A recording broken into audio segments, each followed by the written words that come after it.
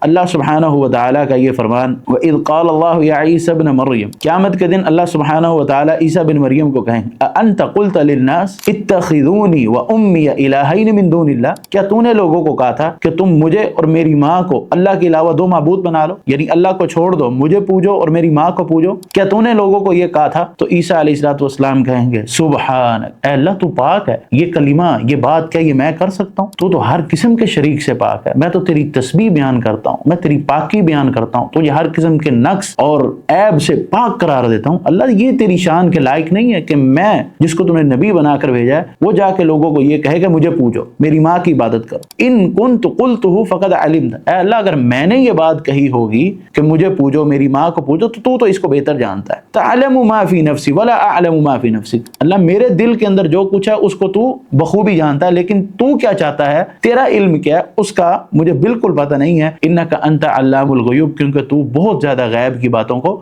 جاننے والا ہے۔ تو حضرت عیسیٰ علیہ السلام واضح طور پر انکار کر دیں گے کہ یہ جو کام ہے، جو میری قوم الزام لگا رہی ہے کہ میں نے ان کو حکم دیا ہے کہ یہ مجھے پوجیں اور میری ماں کو پوجیں، تو میں نے ایسا ویسا کوئی حکم نہیں دیا، یہ الزام تراشی ہے، اور تو بہتر جانتا ہے کہ میں نے تو صرف حق بات، جس کام کا تو نے مجھے کہا بس وہی بات میں نے لوگوں تک پہنچا دی ہے۔ اب یہ آیت جو ہے اس بات پر دلالت کر رہی ہے کہ لوگ انبیاء کی عبادت بھی کرتے تھے، انبیاء کو بھی پوجتے تھے۔